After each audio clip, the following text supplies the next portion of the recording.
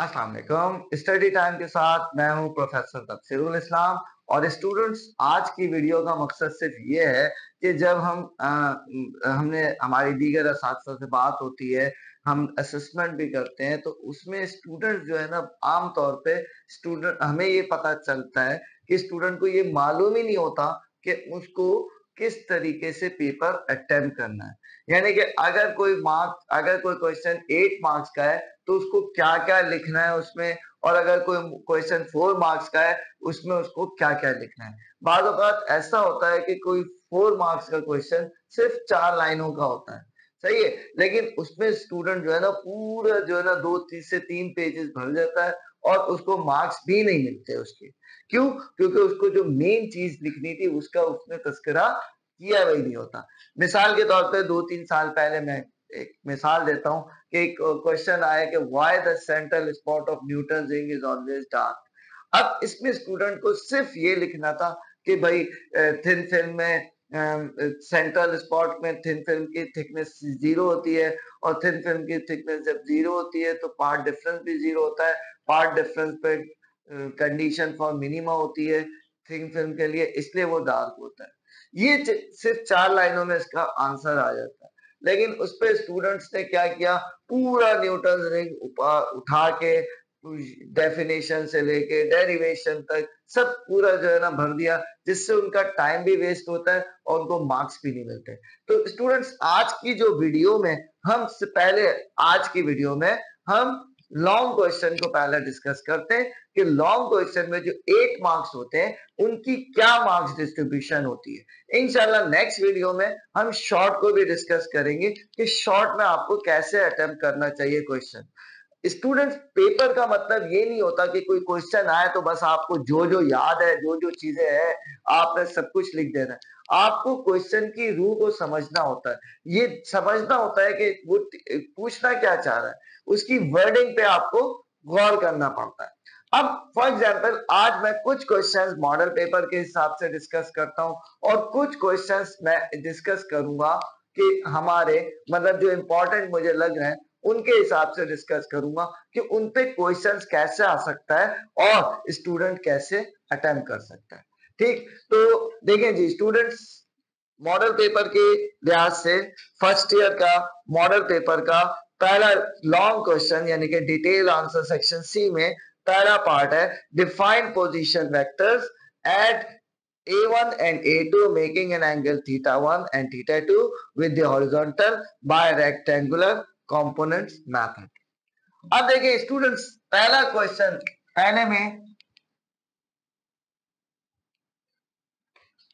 पहली वर्डिंग क्या है, डिफाइन पोजीशन वेक्टर। यानी कि पोजीशन वेक्टर आपने वही लिखना है कि विच स्टार्ट फ्रॉम ओरिजिन। तो 1 मार्क्स इसका हो गया। ठीक, 1 मार्क्स इसका हो गया कि पोजीशन वेक्टर क्या होता है। ठीक, अब दूसरा मार्क्स, जाहिर सी बात है, आपने addition of vectors A1 and A2 बना के एंगल θ1 एंड θ2 है, तो ऑब्वियसली इसके जो है डायग्राम है। अब कुछ डायग्राम्स ऐसी होती है जिनके 1 मार्क्स होते हैं, कुछ डायग्राम्स ऐसी होती है जिनके 2 मार्क्स होते हैं। तो यहाँ पे ये ऐसी है कि इसके 2 मार्क्स भी हो सकते हैं, 1 भी हो सकता है, 2 भी हो सकता है। वैसे तो स्टूडेंट देखिए, जब भी कोई पेपर बनाया जाता है तो जो हेड एग्जामिनर होता है वो एक मार्क्स डिस्ट्रीब्यूशन प्रोवाइड करता है कि आपने इसके मुताबिक देना है। तो यहाँ से मेरे हिसाब से इसके 2 मार्क्स होने चाहिए, क्योंकि इसकी डायग्राम में आपको पूरा बताना पड़ता है, हेड टू टेल रूल और रिजल्टेंट वेक्टर, और फिर आपने कंपोनेंट्स भी दिखाने होते हैं। फिर 2, अब बाकी क्या रह गया, बाकी रह गया एडिशन ऑफ वेक्टर्स के स्टेप्स कि A1 को तोड़ना है, A2 को तोड़ना है। ठीक है, तो मेरे हिसाब से 3 मार्क्स उसके हो गए। ठीक, तो ये आपके कितने मार्क्स बन गए, 3 + 2 + 1 6 मार्क्स बन गए।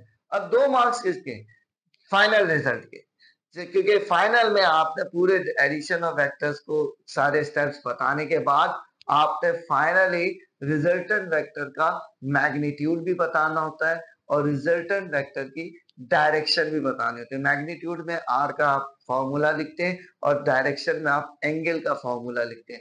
तो मेरे हिसाब से 1 मार्क्स उसका मैग्नीट्यूड का हो गया और 1 मार्क्स उसके डायरेक्शन का हो गया। तो ये टोटल जो है वो 8 मार्क्स का बन गया। 1 + 3, 3 + 3 और ये 8 मार्क्स आपको इस तरह लिखने, क्योंकि स्टूडेंट्स आमतौर पे स्टूडेंट्स करते क्या है कि इसमें बस डिस्क्रिप्शन ही लिखे जाते हैं, ना डायग्राम बनाते हैं, क्योंकि सबसे ज्यादा जो मार्क्स कटते हैं ना वो पेपर में डायग्राम के करते हैं। तो ना डायग्राम बनाते हैं और ना कुछ आगे डिस्क्रिप्शन लिखते हैं। ठीक, तो ये पोजीशन वेक्टर, डायग्राम, पूरी डिस्क्रिप्शन और मैग्नीट्यूड एंड डायरेक्शन, ये 8 मार्क्स। तो ये इनमें से कोई एक स्टेप भी आप छोड़ेंगे तो आपके मार्क्स डिटेक्ट हो जाएंगे। ठीक, इसी तरीके से हम दूसरा क्वेश्चन डिस्कस करते हैं। State Bernoulli's principle, derive the expression for the steady compressible, incompressible, non viscous and irrotational fluid of the flow of the fluid। अच्छा, अब देखिए इसमें आपने क्या करना है, इसमें obviously define Bernoulli's principle, Bernoulli's equation, Bernoulli's principle आपने डिफाइन करना है, तो 1 मार्क्स इसका हो गया। इसमें भी डायग्राम है ऑब्वियसली, तो 2 मार्क्स उसकी डायग्राम के हो गए और बाकी 5 मार्क्स इसकी डेरिवेशन के हो गए। तो यूं जो है वो 8 मार्क्स का ये क्वेश्चन बन गया। ठीक, सही है। ठीक, तो इस तरीके से आपको देखना पड़ता है, ये नहीं है कि आपने, अच्छा स्टूडेंट्स आमतौर पे क्या करते हैं कि या तो टोटली डिस्क्रिप्शन लिख देते हैं या और डेरिवेशन नहीं लिखते हैं। हालांकि मैं कहता हूं डेरिवेशन ज्यादा इंपॉर्टेंट है डिस्क्रिप्शन के लिए। डिस्क्रिप्शन को आप देखें और अगर आपने डायग्राम बनाई होगी, आपको डिस्क्रिप्शन वैसे ही शॉर्ट हो जाती है, आप लिख देते हैं तो 2-4 लाइनें जो भी आपको याद है वो लिखने के बाद आप लिख देते हैं एज शोन इन डायग्राम। अच्छा, डायग्राम में भी मैं आपको ये नहीं कहूंगा कि एक स्टूडेंट होता है जो कहता है कि नहीं डायग्राम में ये जो है ये पूरे स्केल से बनाएंगे तो ये करेंगे तो वो कर, देखिए कॉन्सेप्ट के डायग्राम होते हैं, डायग्राम के मार्क्स नहीं है, आपके कॉन्सेप्ट के मार्क्स है। लेकिन ये भी नहीं है कि आपने जो है वो वेक्टर बनाया तो यू बना दिया, नहीं। वेक्टर का एक कॉन्सेप्ट है कि वेक्टर को एरो से रिप्रेजेंट किया जाता है और एरो हमेशा स्ट्रेट होता है। तो बहुत ज्यादा आपने इस पे ड्राइंग में मेहनत नहीं करनी है, लेकिन एक कॉन्सेप्ट बताना है, इसकी कॉन्सेप्ट के लिहाज से डायग्राम को बनाएंगे तो मार्क्स मिलेंगे ऑब्वियसली, इसमें भी और इसमें भी। बाकी ये नहीं है कि उसमें नीला कलर हुआ है, उसमें ये फर्क हुआ है, उसमें ड्राइंग हुई हुई है, उसमें डॉट्स लगे हुए हैं, उसमें ये हुआ है, इन सब चीजों के जो है ना, ठीक है एक प्रेजेंटेशन का असर तो थोड़ा सा पड़ता है, लेकिन ऑब्वियसली इसमें मार्क्स जो है वो आपको 2 ही मिलेंगे चाहे आपने जैसा भी किया। ठीक, थर्ड वन जो लॉन्ग क्वेश्चन है हमारे पास के what is capacitance of a capacitor, drive expression for capacitance of parallel plate capacitor when air is present between the plates and some dielectric slab is placed between the plates। वैसे तो देखिए students इसमें marks distribution जो भी हो, लेकिन अगर इस तरह का क्वेश्चन आता है तो पहले आपने डिफाइन करना है पैरेलल प्लेट कैपेसिटर, तो उसके 2 मार्क्स हो गए। ऑब्वियसली इसके साथ आपने जो है वो डायग्राम भी बनानी है पैरेलल प्लेट कैपेसिटर की और फॉर्मूला भी लिखना है।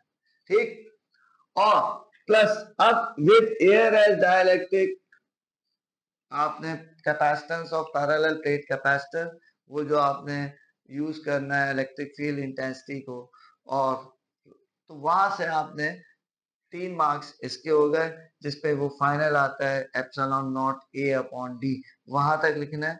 वहां पे 3 मार्क्स हो गए, प्लस 3 मार्क्स हो गए कि with any other material as dielectric.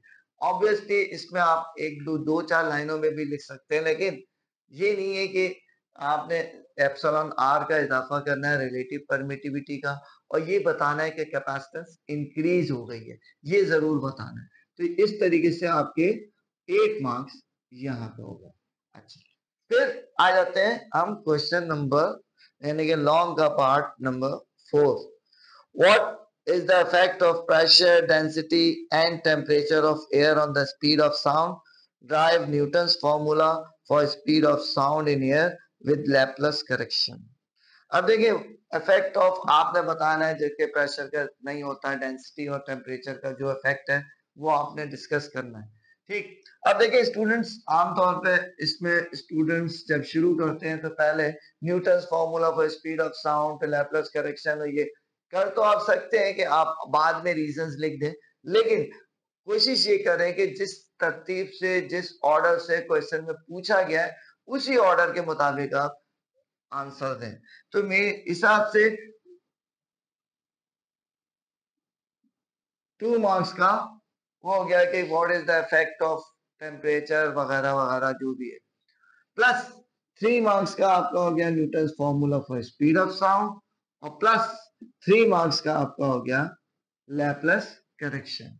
यानी कि आपने टेम्परेचर का बता दिया कि प्रेशर पे डिपेंड नहीं करती है, डेंसिटी करती है, टेम्परेचर पे करती है, किस तरीके से करती है ये आपने बता दिया। ठीक, अच्छा टेम्परेचर का जो है वो ऑब्वियसली आप फॉर्मूला लिख देंगे, अगर सिर्फ फॉर्मूला लिखना है, पूरा ड्राइव ना भी करें तो फॉर्मूला लिख दें तो इसमें आपको मार्क्स मिल जाएंगे। ठीक, अगर आपको पूरी डेरिवेशन नहीं याद है तो आप जनरल फॉर्मूला लिख दें गैमा RT अपॉन एम, तो फिर भी मार्क्स आपको मिल जाएंगे।